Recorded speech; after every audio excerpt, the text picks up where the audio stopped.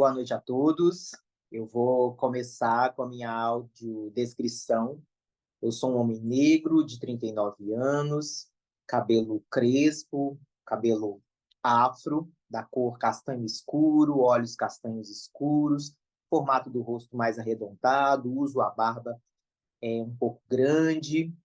Estou vestindo uma camisa preta com alguns desenhos de pessoas e atrás de mim um fundo, né, uma parede branca. Muito boa noite a todas as pessoas aqui presentes nessa nossa quarta edição do curso de Educação Permanente, a dimensão técnico-cooperativa no trabalho dos assistentes sociais. Esse é o nosso sexto encontro. Então, sem mais delongas, né, eu gostaria de passar as palavras, a fala, né, para o nosso expositor de hoje, que é o Cláudio. Cláudio, seja muito bem-vindo, viu? Muito obrigado pelo aceite do convite para participar do curso conosco. Obrigado, Maico. Boa noite, gente. Vou iniciar, então, né, fazendo minha audiodescrição, com o nosso compromisso aí, né, com a pauta anticapacitista. Sou Cláudio, sou um homem branco de 33 anos, alto, tenho olhos castanhos, cabelos pretos curtos, barba preta também, uso uma blusa cinza, ao meu fundo tem uma estante com livros. Sou assistente social, como o Maicon apresentou, professor, né, do curso de Serviço Social da Federal de Ouro Preto e componho atualmente a gestão, né, do nosso CRES Minas Gerais, lutar contra a fácil ceder, na condição de conselheiro-presidente do CRES Minas de 2023 a 2026. Então, novamente, né, boa noite a todas as pessoas presentes. Agradecer ao Maicon pelas boas-vindas, né, pela condução dos trabalhos de hoje. Cumprimentar todas as pessoas que nos acompanham aqui online, que seguem firme aí nesse sexto módulo, um módulo muito importante para nós, que resgata, recupera, retoma aí o debate do planejamento no exercício profissional. Vou pedir a Thalita para poder expor para a gente um material que eu preparei para poder nos acompanhar aqui ao longo do nosso diálogo, dessa primeira hora de exposição. E já, né, informar também que depois esse material será socializado. Meu áudio está tranquilo, dá para ouvir, qualquer coisa se falhar, vocês, por favor, sinalizem aí que a gente retoma, para, às vezes eu costumo falar rápido, vou lembrar aqui de me atentar para não correr tanto. Bom, para começar essa discussão e a nossa reflexão em torno do sexto módulo de hoje, preciso que a gente fazer, né, alguns. Primeiramente, como que eu cheguei aqui, né, responsável por esse módulo, já na quarta edição, já, né, elaborado teoricamente na nossa bibliografia indicada de hoje, que é o nosso livrinho aí do CRES Minas. Obviamente, né, que a partir da experiência como assistente social, de ter realizado o planejamento e elaboração de um projeto de trabalho profissional como assistente social, né, na vara da infância e juventude, é, desculpa, né, vara da infância e adolescência, né, em Vitória, no Espírito Santo, que foi um espaço, né, que eu mais permaneci anterior ao espaço de hoje, como assistente social na docência, como assistente social, além de ter passado também pelo espaço do CAPES, mas, além da experiência como assistente social, também, mais recentemente, a experiência de assessorar serviços e equipes na elaboração do projeto de trabalho, que é o nosso próximo módulo, e que hoje, né, a gente vai fazer essa dobradinha na sexta e no sétimo módulo entre planejamento e no próximo módulo, a tentativa aí da gente construir aqui coletivamente, né, pelo menos a partir dessa exposição, um projeto de trabalho para o setor que nós estamos como assistentes sociais. Bom, então, além da experiência, né, de também ter elaborado planejamento e de ter assessorado, né, assessorar até hoje equipes, né, e profissionais na construção, também, desde o início desse módulo 1, né, na gestão anterior do CRES, a gente veio pensando quem poderia assumir, né, esse debate do planejamento e acabei assumindo essa tarefa e aqui estamos. Os módulos já estão disponíveis, né, no YouTube do CRES. Já temos aqui elaborado um capítulo, que é a nossa base de hoje, né, do nosso livro. Também vai discutir, com base nele, que eu preparei essa aula, né, e não só. Daqui a pouco a gente vai recuperar algumas outras referências importantes, mas é importante também, de imediato, sinalizar que nós fizemos algumas escolhas. Esse módulo de hoje, muito mais do que ensinar como fazer um planejamento passo a passo, nós vamos passar pelas mediações, né? As dimensões que constituem um planejamento. Nós temos uma tarefa que é fazer um chamamento, recuperar, retomar o debate sobre a importância de planejar nossas ações, a importância de planejar, né, o exercício profissional. Então, a escolha que nós fizemos e que vamos conduzir é menos do como fazer, e as nossas biografias vão nos ajudar nisso, né?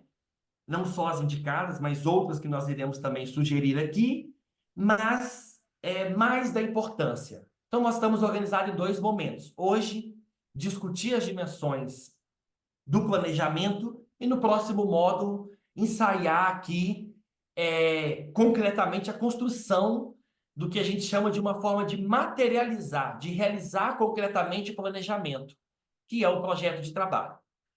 Bom, dito isso, então, vamos lá. Pode passar aí, por favor, Thalitinha. Quem já esteve em algum espaço que nós discutimos planejamento, já vai saber que eu sempre parto de uma reflexão da literatura, Alice no País das Maravilhas, de um diálogo entre a Alice e o gato.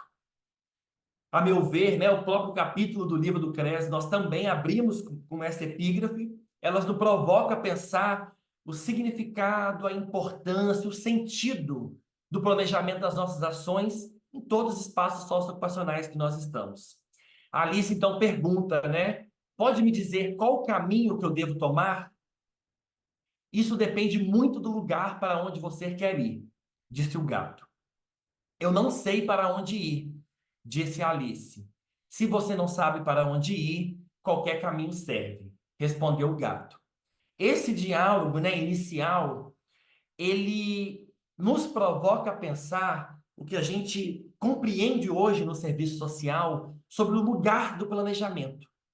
Nós vamos discutir o planejamento aqui e ao longo dessa exposição inicial, espero que vocês possam perceber isso, menos naquele sentido tradicional de algo estático, de algo pronto, de algo que não se retoma, que não se reconstrói, que não se avalia, do que menos nessa perspectiva do planejamento como algo enrijecido, fechado, enjoado de construir, e mais como algo que nos prepara para caminhar no cotidiano profissional. É mais no sentido do planejamento como uma estratégia que nós podemos construir, como um caminho que vamos trilhar, como uma direção para o nosso trabalho, como um instrumento no cotidiano profissional. É mais na perspectiva do planejamento, e aí pode passar, por favor, Thalita,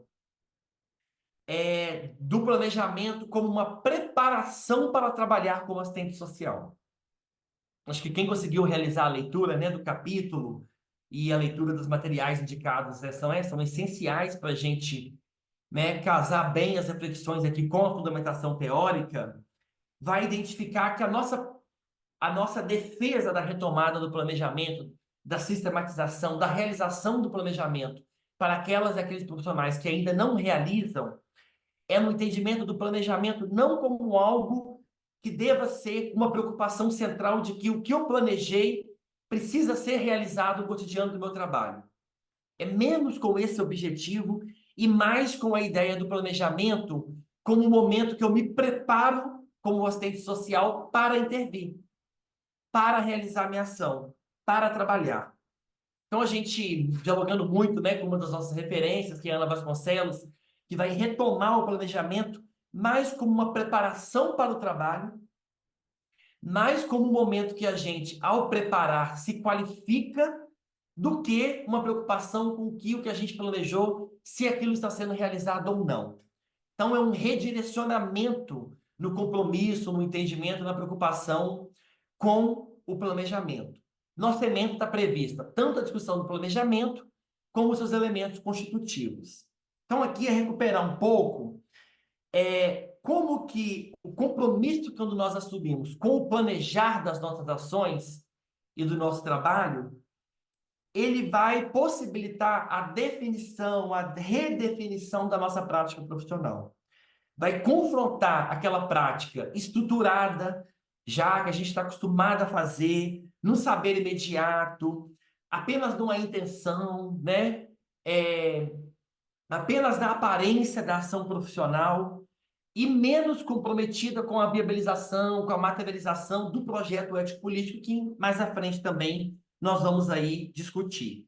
Então, a nossa preocupação em discutir o planejamento é como que a gente passa, no nosso cotidiano profissional, a reorganizar nossas ações, a nos preparar para intervir, nos preparar para uma entrevista, para uma visita, para um trabalho com grupos, para reunião equipe, né? Ou seja, uma ação planejada que possibilita que a gente escolha e tenha consciência do caminho que nós queremos trilhar.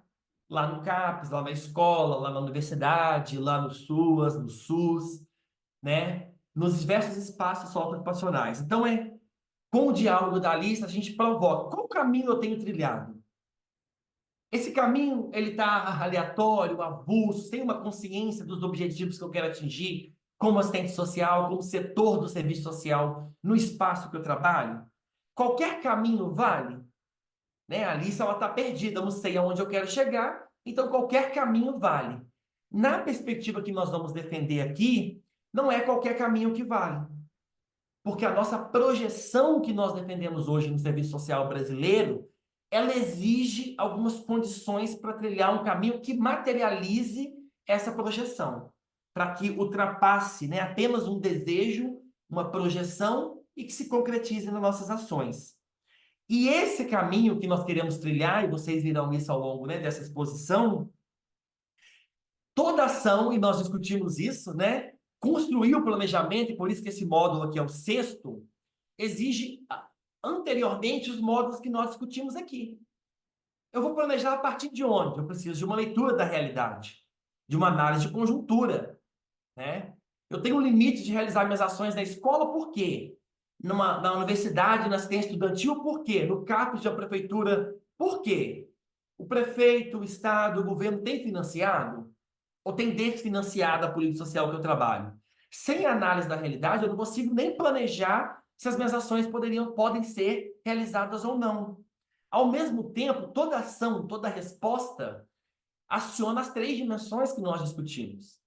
Por mais que a gente negue, né, nós temos uma visão de mundo, como nós discutimos com a Yolanda. Fundamento teórico o tempo todo está presente, ainda que a gente acredite que não. E nós já vimos também com nossas bibliografias indicadas, tanto na dimensão teórica, como ética, como técnica, que não saber qual caminho, qual fundamento eu aciono, quais valores que eu carrego, não isenta a minha ação profissional de ter um fundamento, uma visão de mundo, valores, o tempo todo, né? Então, a gente tem na profissão hoje um equívoco, né, de distanciar, de achar que, por não saber qual fundamento eu estou, como se a minha ação, minha resposta, o relatório, o que eu falo na reunião, não tivesse fundamentos, valores éticos, e eu não soubesse conduzir ali uma dimensão técnico-operativa. Então, é sempre importante retomar que são os módulos, né? E a clareza, obviamente, das minhas atribuições e competências que nos trouxeram até aqui, que também nos prepara para para realizar o planejamento do exercício profissional. Nós partimos do entendimento que, sem termos muita clareza, nós já planejamos a semana de trabalho, planejamos o dia, planejamos uma atividade. O que nós vamos defender é que isso seja conscientemente elaborado, escrito, planejado. Tudo bem? Vamos em frente, então, Thalita, por favor. Bom, colocados esses apontamentos iniciais, nós vamos começar aqui, gente, a retomar alguns pressupostos e fundamentos para pensar o que é o planejamento, como ele se realiza, suas possibilidades, de onde a gente parte para explicá-lo. E uma primeira pergunta que nós temos que fazer, né, como pressuposto para compreender por que nós temos a capacidade de planejar, é de onde vem a nossa capacidade, como homens e mulheres, de planejar. Aqui eu gosto sempre de alertar, acho que a gente dialogou um pouquinho isso com a Yolanda, que nós temos inúmeras visões de mundo, né? quando a gente fala assim, os fundamentos do serviço social, os fundamentos do serviço social hoje, né, o projeto ético-político, que nós vamos já já passar por ele, nós estamos dizendo de uma projeção que a profissão faz. E essa projeção está ancorada em um fundamento teórico. Por isso que a Carmelita tem aquela frasezinha, né, que simplifica. Os fundamentos do serviço social são o quê? Em uma frase ela vai dizer, é o que fundamenta a leitura da realidade da profissão hoje. Por isso que os fundamentos já foram as encíclicas, né, lá da Igreja Católica, na nossa Gênese, já foi o desenvolvimento de comunidade, já foi a fenomenologia, já foi o positivismo, né, com todo Durkheim, com Comte, com Amélie Richman. E desde a renovação, nós estamos defendendo novos fundamentos para ler o mundo. Esses fundamentos estão hoje ancorados numa ontologia do ser social. E é esses fundamentos que nos dão a base para pensar por que nós temos condições de planejar. Essa ontologia do ser social, ela diverge pelo menos de duas grandes tendências de ler o mundo. A visão de mundo positivista, que tem uma perspectiva que se baseou na leitura natural, né, das ciências naturais, do mundo natural, animal, para explicar o mundo. Então, vai tratar como se tudo fosse natural. As classes sociais são naturais, a inferiorização de mulheres, a inferiorização das pessoas negras. Todas essas relações que existem, elas são naturais. A família é uma entidade natural, né? Então, pelo positivismo, há toda uma perspectiva que, inclusive, vai considerar que, independente da capacidade de planejar ou não de homens e mulheres, a vida vai acontecer naturalmente. Nós não bebemos dessas fontes de fundamentos hoje. Pelo menos na perspectiva que vamos trabalhar aqui. Sabemos que a profissão tem inúmeras divergências teóricas. Uma outra concepção muito comum é a ontologia religiosa, que vai explicar que o mundo foi construído por um Deus, e aí cada religião vai trazer uma perspectiva, e isso vai ocasionar na reprodução cotidiana daquela frase: se Deus quiser, se Deus abençoar, se Deus desejar assim, né, Deus te abençoe, que assim seja. Ou seja, nós transferimos para um Deus, ou uma deusa, né, enfim, a capacidade teleológica de guiar o mundo. Independente das nossas ações, há um ente que guia, né, a realidade, e as coisas vão acontecer conforme os interesses de um Deus. O serviço social também rompeu com essa perspectiva da ontologia religiosa. Ela não pode ser acionada no exercício profissional para explicar nada, né? Por isso que a gente vai se comprometer com valores éticos que é comprometido com os valores que tragam dignidade. Por isso nós vamos fazer a defesa do aborto, né? Porque as mulheres têm a opção por decidir, enfim. Nós estamos aqui ancorados nos fundamentos ontológicos do ser social. Essa explicação vai se aproximar daquela explicação científica, que tem comprovação, né? Religião, o positivismo conservador e a religião, né? É do outro campo que não ciência, de que nós derivamos os nossos parentes próximos lá, né, do macaco. Esse desenvolvimento da condição animalesca da qual nós nos originamos como homens e mulheres, como ser social, ao longo da história da humanidade, né, e milhares de anos, possibilitou que nós desenvolvêssemos uma capacidade única, que é o que nos difere de animais, que é uma capacidade que o Marx e também o Lukács elaborou muito, que é a dimensão teleológica, né? A capacidade teleológica. O que isso significa? Significa que somente homens e mulheres, a partir do momento que nós nos afastamos daquelas barreiras naturais, da condição de animais e fomos nos humanizando, nós desenvolvemos razão, racionalidade, emoções, inteligência, diversas capacidades humanas que possibilitou que nós desenvolvêssemos consciência, leitura de mundo, a partir da capacidade teleológica, que é uma capacidade que somente homens e mulheres têm, de projetar na mente anteriormente a ação que nós vamos fazer. Então, né, uma leitura aqui que nós temos tempo de aprofundar, o planejamento é uma capacidade inerente do ser social.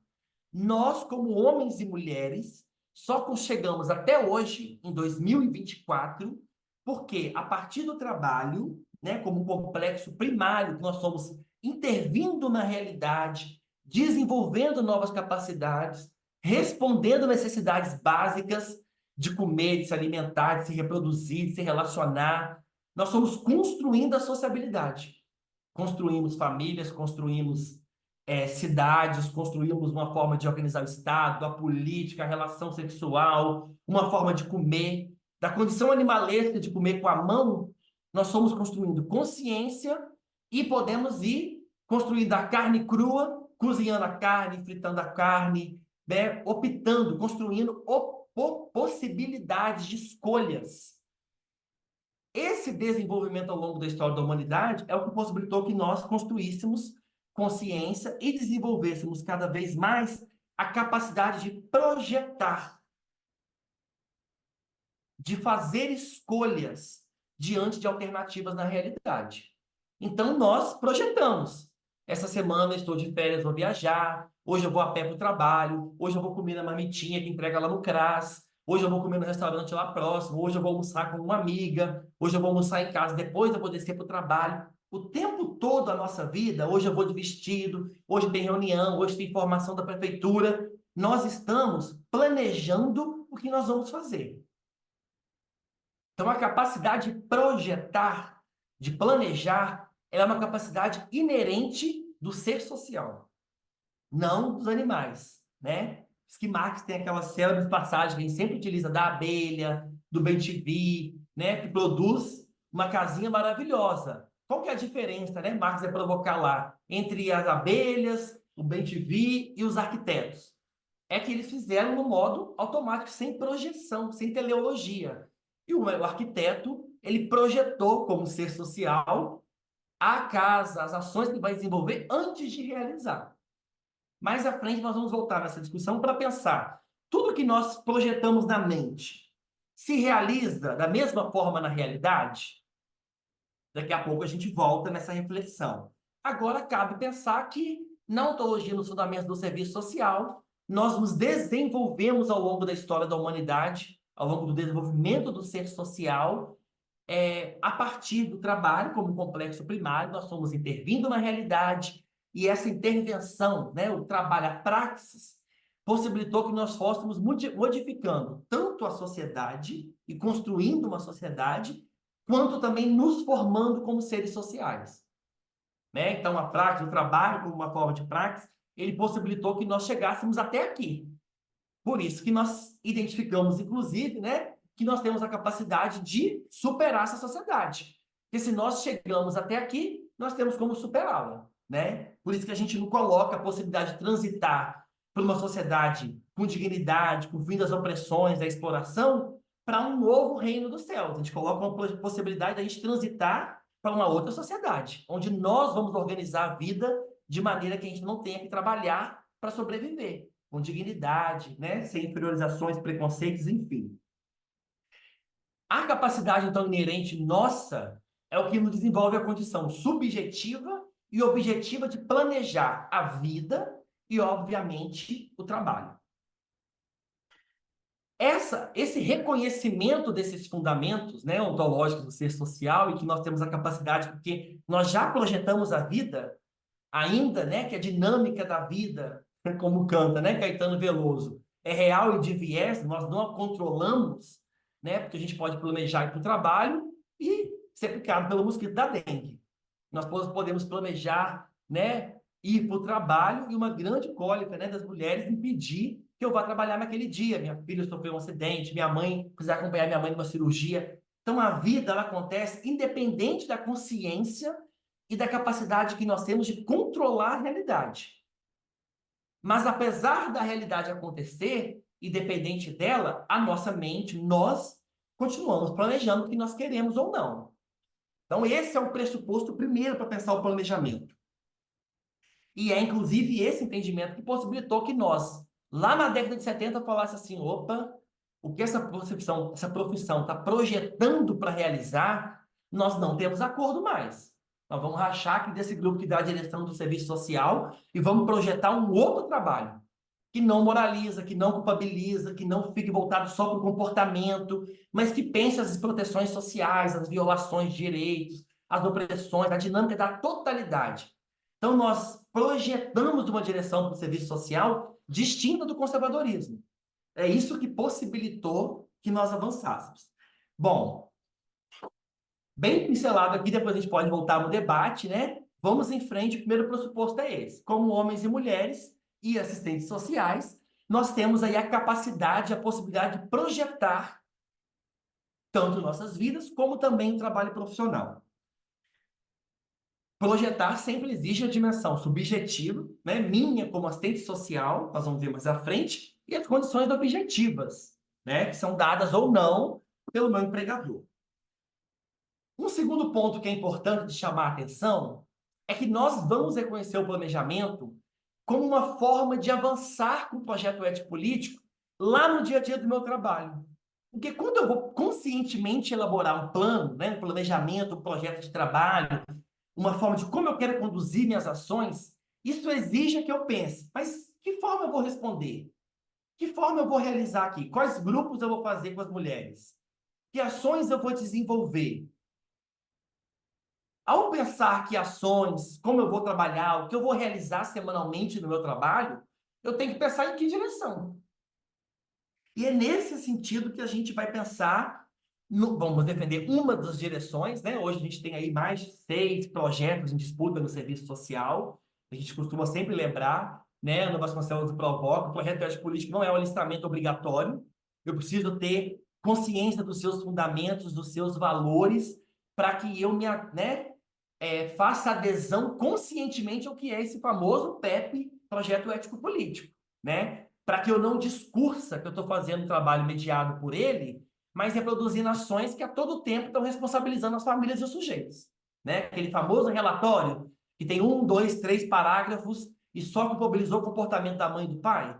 Não tem nenhum contexto se acessa direitos sociais ou não, se acessa proteção social no município, as violações que existem, tudo voltado para o comportamento, né? A mãe não vem, a mãe não participa, né? E aí não é projeto ético-político, porque a projeção que nós estamos fazendo, que o projeto defende, é outra, tá? Então vejam, quando a gente pensa o planejamento, a gente está dizendo que é uma estratégia para poder cada vez mais casar o cotidiano, minhas respostas cotidianas com a projeção ético-política.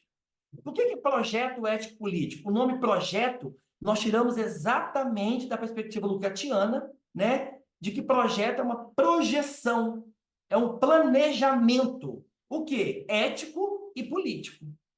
Porque toda postura ética exige uma intervenção na realidade, que é a política. Alteração das relações ou não, né? Então, quando a gente retoma o debate do projeto ético-político como uma forma do planejamento materializá-lo, a gente está pensando em estratégias para cada vez mais aproximar o trabalho da mediação nessa projeção ético-política. E mais à frente a gente vai destacar um pouquinho, retomando aí o que a gente está tratando, entendendo como, né, essa projeção ético-política que a gente tanto fala e por vezes não sabemos explicar. Então vamos em frente. Como não temos condições de aprofundar as realidades do trabalho, isso eu sempre gosto de chamar a atenção, nós vamos discutir aqui uma forma, né? Uma possibilidade de planejar. Ah, Cláudio, talvez o que você está dizendo aí não cabe no meu trabalho, isso aí lá no meu trabalho é mais complicado, o meu vínculo, a minha condição, sou sozinha na cidade, sou sozinha lá no CAPS. Esse trânsito das reflexões que nós estamos trazendo aqui e das possibilidades de realizá-la ou não é com cada um de vocês. Nós, como profissional lá no CRAS, no CREAS, na Unidade Básica de Saúde, na escola, é que temos que pensar: o que disso eu tenho possibilidade de avançar? Como eu vou aperfeiçoar isso aqui? Porque o trânsito para a minha realidade é só nós que sabemos, né? Nenhuma formação tem condições aqui de abarcar a realidade de cada espaço socioocupacional. Ah, aqui não tem jeito disso, ah, aqui eu posso avançar com isso. A gente vai discutir aqui possibilidades, né? E cada um vai tentar aí a mediar a partir das suas condições concretas. O que nós podemos destacar que são desafios do planejamento hoje? Pelo menos 3 pontos. O primeiro, quem lê o capítulo vai identificar, nós temos uma dinâmica de sociedade que não é voltada para o planejamento. o Steven Mesaros, né, que é o grande filósofo marxista, ele vai até dizer, essa sociedade, ela tem pavor ao ato de planejar. Ela só trabalha e quando ela atende no pós-festum, que ela vai dizer, né, posterior ao desastre, ao acontecimento, à ação. Basta a gente pegar o caso, né, da situação lá dos desastres no Rio Grande do Sul. Havia uma pesquisa no governo em 2015 federal que foi arquivada, em 2019, 2018 foi alertada, havia as pesquisas e os centros de estudo sinalizando que as coisas iam, né, desandar, mas não há um planejamento construído, porque a sociedade funciona com base no caos, né? Então a gente está dizendo aqui que a dinâmica do capitalismo, e particularmente do cotidiano, e vamos nos lembrar que o cotidiano é o espaço onde o nosso trabalho é realizado, ele é voltado para o não planejamento. E isso todas nós que estamos no serviço sabemos. A dinâmica do serviço, ela não preconiza, porque a política social não preconiza uma ação planejada, né? Para a política social é incabível eu fazer um atendimento, respirar, elaborar, pensar as mediações daquele caso, refletir, fazer um relatório, depois de uma hora voltar para o outro caso, atender, mediar, analisar, pensar uma semana, né, organizada, planejada, tal dia para visita.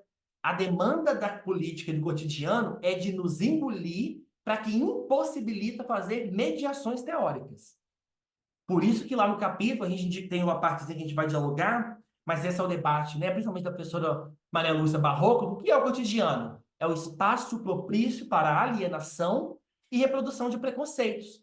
Porque a lógica da instituição que eu trabalho, ela me engole. Por isso que quando eu preparo a minha ação, eu planejo um grupo, uma reunião, me preparo para intervir, eu estou rompendo com a lógica do cotidiano. O que nós estamos fazendo, inclusive aqui agora, refletindo, pensando, é uma suspensão do cotidiano, que é a possibilidade que nós temos de voltar amanhã lá para o CAPES, para o CRAS, para o CRES, e pensar, nossa, ontem a gente refletiu sobre isso aqui eu vou me atentar. Porque se eu não suspendo o cotidiano, eu sou engolido por essa dinâmica de que a todo tempo vai dizendo, eu não preciso me planejar. E a gente vai saber que uma das características do cotidiano, inclusive, é tornar aquilo que a gente faz como assistente social como se fosse o correto, só porque dá certo na realidade.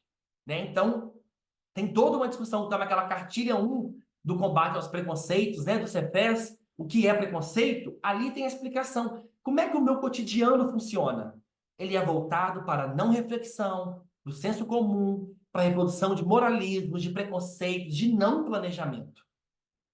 Então, um que a gente precisa enfrentar é a própria dinâmica do cotidiano e da instituição. Dois, colado com a dinâmica da instituição. Muitas das vezes, as condições precárias de trabalho, que nós chamamos aí de condições éticas e técnicas, também nos afetam, impossibilitando de realizar um planejamento. Eu sou uma única assistente social para a cidade, uma única assistente social na equipe, uma única assistente social na instituição. Isso também coloca desafios de planejamento. Há uma chefia, há uma gestão que compreende que o trabalho do serviço social é apagar fogo, né? É nunca planejar, é nunca elaborar. Por isso que na próxima aula nós vamos defender arduamente a elaboração do projeto de trabalho, que é onde vai estar escrito o meu planejamento. O que cabe ao serviço social? Porque senão a gente é tomado por tudo que a instituição define que é o que a gente precisa fazer. Toda semana chega uma coisa sem estar planejado, sem ter dialogado, sem ter construído. E isso é também um fator que interfere. E um terceiro elemento para citar também uma dimensão mais da dinâmica subjetiva, que aí tem a ver com a nossa postura, é da incompetência profissional. Quando nós não temos fundamentos bem amarrados, quando nós não estudamos, quando nós temos leitura de mundo, quando nós não conhecemos o que é o serviço social, suas atribuições, seus valores, quando nós não temos a competência profissional ao nível do que o serviço social brasileiro e a população que nós atendemos precisamos. Isso afeta profundamente a possibilidade de planejar. Porque eu não fui na minha formação, muitas vezes precarizada, não me deu fundamentos, eu tenho que fazer o corre agora como assistente social. Ou quando eu nego também os fundamentos das produções da minha profissão, fico desatualizada, porque eu não sei onde está passando o debate. Isso que cabe a mim, né? Ao meu esforço individual, ao meu compromisso ético com os estudos, interfere profundamente. Porque se eu não sustento como profissional minha competência, a projeção do que eu vou, como eu tenho clareza do que eu quero atingir como objetivo, eu também impacto o serviço e a qualidade dos serviços prestados. Bom, pincelado aqui rapidamente com os desafios, acho que todos nós aqui, né, temos completamente condições de pensar o meu trabalho profissional, o que impacta hoje na minha condição que me possibilita de planejar, de organizar minhas ações, de me preparar para conduzir um grupo com qualidade, né? São os desafios que estão colocados, mas esse próprio cotidiano que nos engole é o que também traz as possibilidades, né? E estão colocados para nós em cada espaço socioocupacional, as estratégias que precisamos construir. Tudo bem até aqui? Vamos em frente.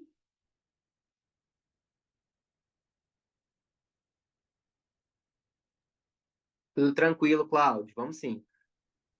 Aqui nós damos mais um passo, gente, para pensar o seguinte: a relação do planejamento com o serviço social diretamente. Aqui não vou fazer a leitura desses dois materiais, mas é só reforçar que o planejamento ele está previsto como atribuição e competência de nós, assistentes sociais, né? Está lá na bendita lei que regulamenta a profissão, que muitos de nós não conhecemos, né? Quando a gente cai na instituição, o que faz o assistente social aqui? Às vezes a gente esquece, né? Que já tem a previsão lá de lei, que a gente pode retomar, como a Cris discutiu com a gente, né? O artigo 4º e 5º, pode passar, Thalita, como pressuposto. Isso aqui é reconhecer. Nós, né, a própria lei de regulamentação da profissão, que constitui o projeto ético-político, já prevê que nós temos aí, né, como competência, como atribuição, planejar. E aí, planejar, organizar, administrar, né, programas, projetos, planos, enfim, né, além de todas as outras dimensões que vão aparecer, não vou me aprofundar muito nisso. Vamos em frente. Aqui nós temos uma discussão que é muito importante, e isso, né, está melhor destrinchado. Eu uso lá no capítulo que nós indicamos para hoje, mas nesse maravilhoso livro da professora Ana Vasconcelos, que se chama A e o Assistente Social na Luta de Classes, que tem uma parte, né, dois grandes trechos do livro que discute o planejamento da atividade profissional, e a Ana vai trazer uma reflexão que, né, que nós achamos importante de trazer aqui para o debate, que é os níveis de planejamento que existem na profissão. Um primeiro planejamento que a Ana vai destacar é o que ela está chamando de planejamento global. Cláudio, o que é isso de planejamento global? É, na verdade, né, o que ela vai dizer do projeto ético-político. Como projeto ético-político que nós, né, que nos vinculamos a esse projeto, ela está chamando a atenção pelo seguinte: olha, quando eu chego lá no CREAS, lá na unidade básica de saúde, né, lá no hospital, lá na escola, em qualquer espaço de trabalho, eu preciso saber que eu já tenho uma base que foi construída pela minha profissão, principalmente pelo projeto ético-político, né, porque os outros projetos, as outras projeções conservadoras fazem muita crítica ao projeto ético-político, mas não elaboram, né, notas técnicas, produções para a gente para orientar o nosso trabalho, não fazem pesquisa, então deixam as assistentes sociais brasileiras no vácuo, né? Só fazem a crítica ao projeto ético-político ao marxismo, mas não constroem, né, fundamentações em grande escala ou contribuições para a gente trabalhar. O projeto ético-político, nesse entendimento aqui, ele é um primeiro grande nível de planejamento. Por quê? Porque quando eu chego na escola, na educação básica, eu já tenho de onde partir. Porque o meu Conselho Federal já elaborou os subsídios para o trabalho na política de educação, né? Então, a minha anuidade, ela, né, serviu para contribuir para um grupo de assessores construir um horizonte para orientar meu trabalho. Está lá no materialzinho, né? Então, o material, eu tenho de onde partir. Eu caí aqui no sócio jurídico, não sei de onde começar. Bom, primeiro eu tenho, né? Vamos chegar nisso ao final. Eu tenho subsídios para o trabalho no sócio jurídico, para a política urbana, para a saúde. Deixa eu ler lá o que minha profissão está defendendo. Eu tenho de onde partir como um planejamento global das ações do meu trabalho. Já que eu tenho uma projeção nacional, né, uma projeção ético-política majoritária, que vai trazer valores éticos que eu tenho que reproduzir nesse espaço de trabalho, né, os 11 princípios, não policiamento dos comportamentos, não responsabilização. Eu tenho de onde entender, eu cair no trabalho, por onde eu começo a planejar? Bom, eu já sei o que eu não devo, né, reproduzir. Desse planejamento global, a Ana vai dizer que a gente pode fazer um planejamento, gente, do serviço social na instituição. Então, eu sou o assistente social de uma escola e tem mais 3 assistentes sociais junto comigo, de uma diretoria de diversidade sexual, de um hospital. Então, eu posso pensar que a gente pode elaborar um planejamento, um projeto, né? Que é uma materialização do planejamento do serviço social naquele setor, naquele hospital. O que as 10 assistentes sociais ali entendem de serviço social, né? Que a gente vai discutir na próxima aula. Então, nós temos uma projeção global, que é o projeto ético-político, que vamos dizer assim, está pronto para nós, né? Um planejamento universal do serviço social brasileiro, para quem se vincular a essa direção ético-política, com valores éticos, com bandeiras de lutas, né? Eu estou na dúvida como me posicionar. Deixa eu abrir aqui a bandeira de lutas para ver o que minha profissão tem em relação a essa pauta que eu atendo aqui. A população em situação de rua, né? A diversidade sexual, a população trans. Eu posso realizar um planejamento do meu setor ou da minha equipe ou do serviço social, mesmo se eu for sozinha, naquela instituição, e eu tenho um terceiro nível, que é o planejamento individual. O que é o planejamento individual? É o planejamento que eu faço da semana. Segunda de manhã tem discussão de caso, segunda tarde eu vou fazer os atendimentos, né, lá no CREAS, terça de manhã eu vou supervisionar estágio, terça tarde tem reunião de equipe, quarta de manhã tem uma formação que a prefeitura vai oferecer, quarta tarde eu vou no grupo de estudo, né, quinta eu vou fazer meus relatórios, sexta-feira eu tenho visita agendada. É o planejamento individual da e do assistente social. Então, no planejamento da equipe do serviço social, que a gente vai discutir na próxima semana, no próximo módulo, eu vou destacar aquilo tudo que está previsto no serviço social no setor, na instituição, né, no serviço. O planejamento individual é o campo do planejamento, né, meu. Que dia que eu vou separar para a supervisão de estágio?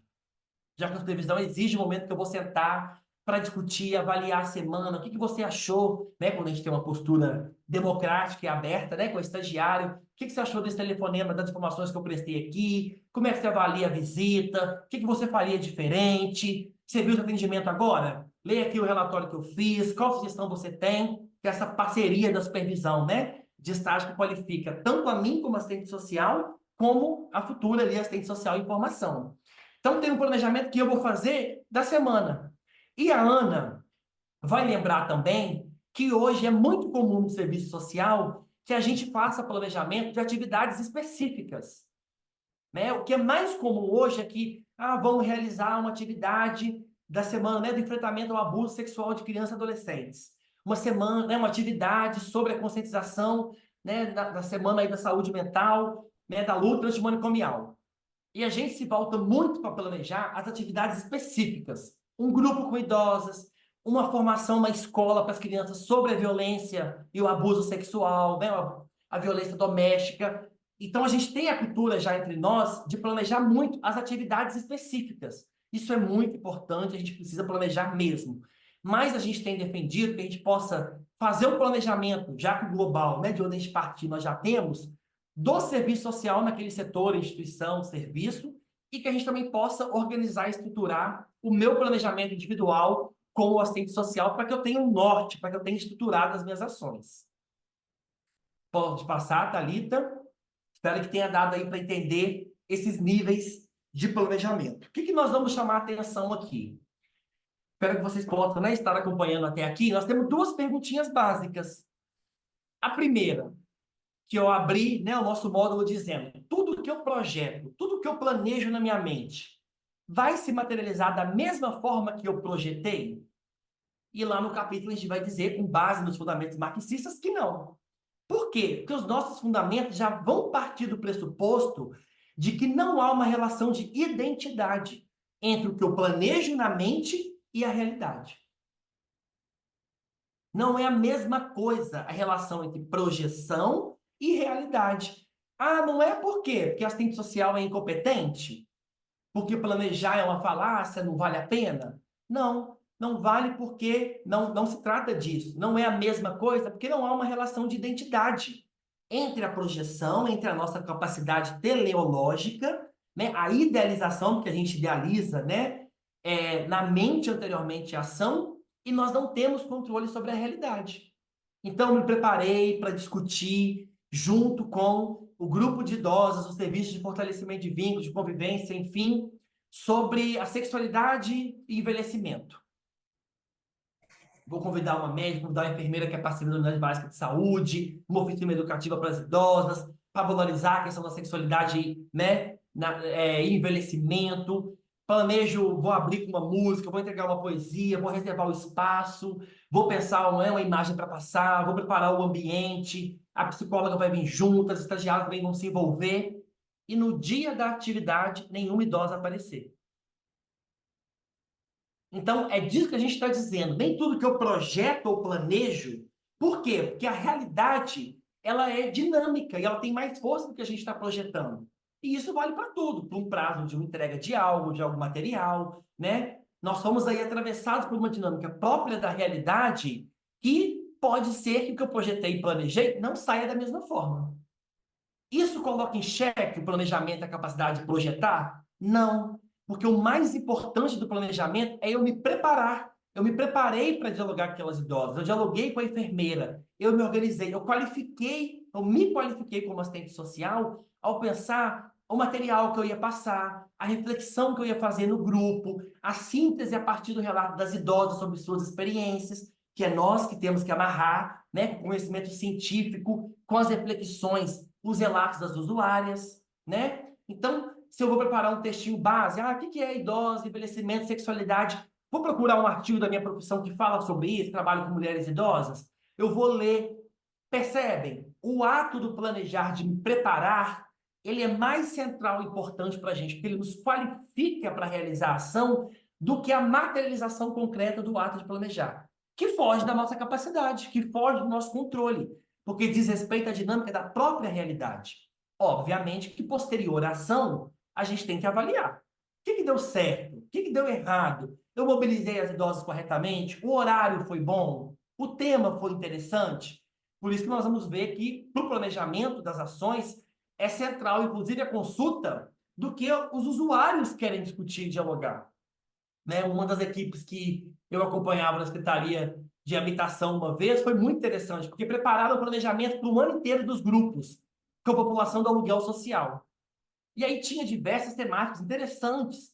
Racismo ambiental, pelo território que estava, né, em risco,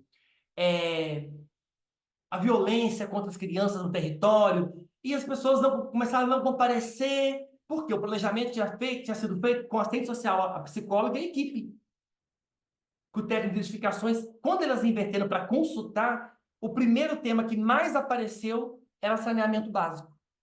Então, por vezes, né, a gente faz um planejamento sem dialogar, sem construir ele coletivamente, e aquilo não interessa, né? E a gente ainda responsabiliza, né? Quer pegar a cesta básica, mas não quer participar de nada aqui, não. Quer o Bolsa Família, mas é só isso, né? E sendo que as pessoas também têm o direito à não participação, né? Porque nós usufruímos de um direito. E direito, né, na nossa perspectiva, não é a da política, não exige contrapartida, né? Aí não é direito. Então, vejam, tudo que eu projetar, planejar vai se materializar da mesma forma? Não. Pode ser integralmente, pode ser diferente, pode ser de outro rumo, por isso que eu tenho que avaliar. E o projeto ético-político? Ele tem, né? Ele é possível de ser materializado integralmente?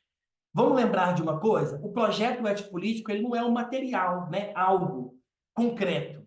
Ele é um projeto, uma projeção, um planejamento, uma direção social para a profissão. Quando eu estou, né, lá no CRAS, como a gente aconteceu de uma profissional receber denúncia ética, porque pela religião ela se negou a atender uma mulher trans.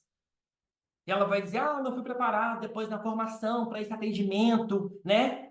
Independente da minha formação profissional ou não, se eu tenho consciência da minha projeção ético-política, eu já vou saber que um dos compromissos que eu tenho é o combate a toda forma de opressão. Então, ou seja, conscientemente eu preciso todo dia pisar no meu espaço de trabalho pensando como eu reproduzo aqui falas, relatórios que não alimentem a opressão e a violação de direitos. Esse que é o meu compromisso ético que precisa me deixar atento. Então, o projeto ético-político ele é uma projeção. E ele está ancorado em valores, né? E por isso a atualidade do Código de Ética, que só podem ser realizados inteiramente em outra sociabilidade. Por isso que o projeto ético-político, né, carinhosamente chamado por nós de PEP, ele não pode ser materializado integralmente, porque ele é uma projeção com valores anticapitalistas. E a sociedade que a gente trabalha e vive é completamente avessa aos valores que nós defendemos. Ah, então ele é utópico e irrealizável. Não. É a mediação desses valores que guia meu comportamento. Eu vou negar um parecer para um casal gays adotar uma criança pelo preconceito e moralismo com orientação sexual de pais, que a priori não tem nada a ver com o exercício da parentalidade, né? Héteros, homos, independente da orientação, o exercício da parentalidade não exige orientação sexual. Exige outros compromissos com a infância. Então eu vou negar com base no moralismo que eu acho que dois pais não podem. Estou violando e estou na contramão de uma projeção ético-política. Mas quando eu realizo um relatório que eu identifiquei no estudo social que aquela família tem condições de receber uma criança, pelo direito da criança à convivência familiar, eu altero a minha postura e eu estou materializando valores éticos, combate da forma de opressão. Eu tenho como, pelo meu trabalho, superar as opressões? Não. Mas eu tenho como alimentar a construção de novos valores. Por isso que é ético-político, que quando o meu relatório defende a diversidade familiar e o combate às opressões, eu estou informando para o juiz que vai ler, para as famílias da cidade que vai conviver com aquele arranjo familiar, que aquilo ali é, né, o direito, é a diversidade humana, tem direito da existência. Por isso que toda ação profissional é ética política. Porque eu reproduzo um valor ético e eu informo o tipo de sociedade que eu quero construir, tá? Então, é possível ser materializado integralmente? Não, porque a gente está defendendo valores emancipatórios. Mas esses valores são possíveis de mediar as minhas ações e o meu comportamento profissional, tá? Vamos em frente, Cláudia, então. Vou começar aqui a Cláudia, correr. desculpe interromper, mas é que já são 8 horas, e aí acredito que até às 8h05, no máximo 8h10, a gente poderia já iniciar o nosso debate, ok? Beleza, vou tentar. Vamos em frente, Thalita. Bom, aqui eu não vou então adentrar, a gente fez a indicação do texto complementar, tem um grande debate de como construir o planejamento. Como eu informei no início, nós não vamos discutir aqui como planejar efetivamente, mas nós temos, o compromisso é mais trazer a importância de planejar, a consciência em relação a isso e as possibilidades de planejamento. Nós temos identificado na literatura que duas modalidades casam com os nossos princípios e com o projeto ético-político. O planejamento estratégico e o planejamento participativo, né? Basicamente, a concepção do planejamento estratégico é de que todo planejamento não é algo estático.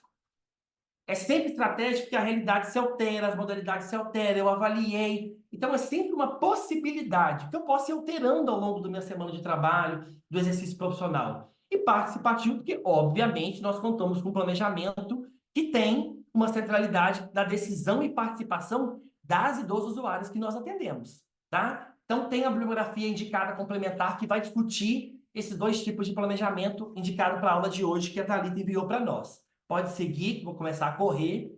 Dá 10 minutinhos, Maio. Bom, aqui que nós temos elaborado aqui dos elementos constitutivos. Aqui a gente chega na realização do planejamento propriamente dita. Para começar um planejamento, nós temos que partir de alguma reflexão, de alguma investigação, de alguma análise, de um estudo, tá? Isso envolve uma dimensão investigativa, uma dimensão de reflexão. Eu tenho que partir de algum lugar. Estamos, então, concordando com isso, né? A Maria, o Antônio, a Eve, o Maicon, a Thaís, a Cláudia, todos nós que estamos aqui, quando eu quero começar a reorganizar o meu planejamento e planejar minhas ações, eu tenho que partir de um lugar. De onde que eu vou partir? Isso vai envolver, após o processo de estudo, levantamento, aproximação, reflexão, que eu elabore, que eu escreva o meu planejamento, que é o que nós vamos discutir no próximo módulo, né? Lá vai ser mais diretamente, tá, gente? Como elaborar mesmo, passo a passo. Quais itens terão, o que eu tenho que escrever, essa parte mais da elaboração e execução, nós vamos discutir lá no projeto de trabalho profissional. Mas essas são as 4 dimensões do planejamento.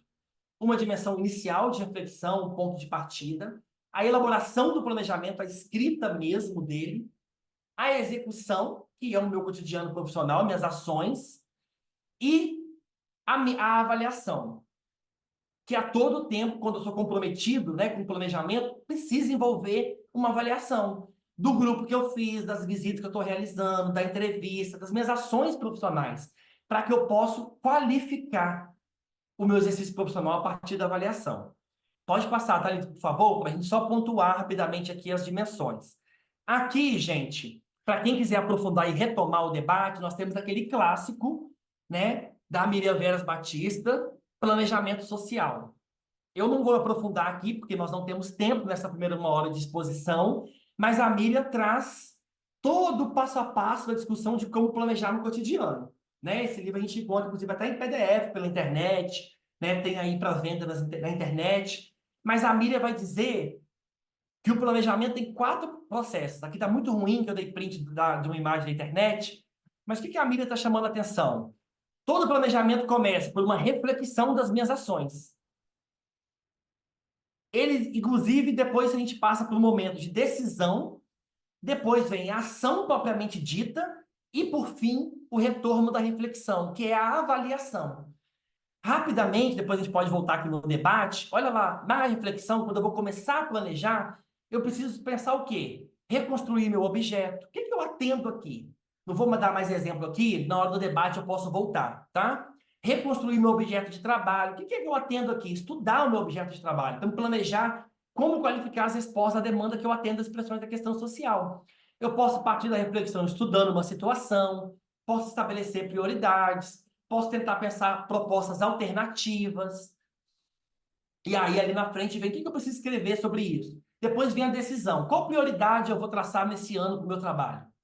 Qual alternativa eu vou utilizar mensalmente, semanalmente? A definição dos meus objetivos e das metas.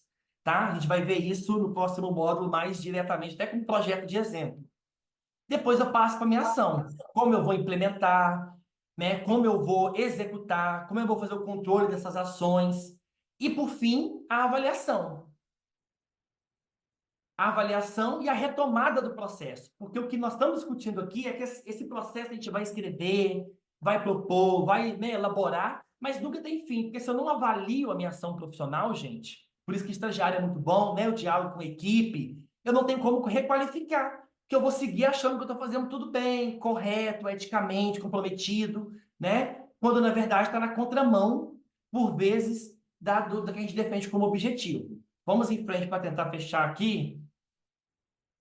Então, a primeira dimensão do planejamento é essa, né? A dimensão investigativa, reflexiva. A gente pode partir de onde? Vou analisar uma situação, analisar nossas ações, vou analisar um programa que eu trabalho, vou partir do projeto que eu estou atuando, vou analisar a política social que eu trabalho, vou analisar a instituição, uma análise da instituição, vou começar levantando o perfil dos usuários, vou aprofundar a expressão da questão social que eu atendo, né? Que é meu objeto de trabalho naquele espaço. Na hora do debate eu posso contar para você umas experiências, né? Que a gente já levantou sobre isso. Posso começar estudando o próprio serviço social. Como? O primeiro passo a planejar sempre vai envolver levantamentos, estudos, pesquisas, que vão potencializar a minha leitura de mundo. Por isso que a gente debateu lá a dimensão teórico-metodológica. Pode passar, Thalita? A segunda dimensão é a própria elaboração do planejamento. Então, a gente pode planejar, né, como um compromisso que eu vou assumir para escrever um grande plano, né? A Miriam Veras Batista discute muito isso. Pode ser para elaborar um programa, né? Ou pode ser porque a gente vai discutir na próxima aula como elaborar um projeto de trabalho do serviço social. Além do projeto, a gente também pode escrever os famosos projetos de intervenção. Porque no projeto, nós vamos ver na próxima semana, gente, eu vou dizer assim, aqui na escola, somos 3 assistentes sociais. No projeto, nós vamos colocar tudo que é o objetivo do serviço social na escola. Viabilizar o acesso à educação pública, a permanência na educação pública, o sucesso escolar, a defesa da diversidade humana das crianças, a gestão democrática da escola, tudo com o objetivo do serviço social na escola. Os projetos de intervenção é quando a gente vai afinar o que eu escrevi no projeto. Então, eu escrevi o que é o serviço social no CREAS, amarrei. Lá no meu projeto de intervenção, eu comprometi quais ações eu anunciei no meu projeto do serviço social no setor. Atividades com as escolas para o enfrentamento ao abuso sexual, trabalho com as comunidades rurais, as escolas rurais, sobre o enfrentamento ao trabalho infantil, né, a erradicação do trabalho infantil. Como é que você vai fazer isso? Ah, vou fazer uma formação, né, com um grupo de trabalhadores rurais.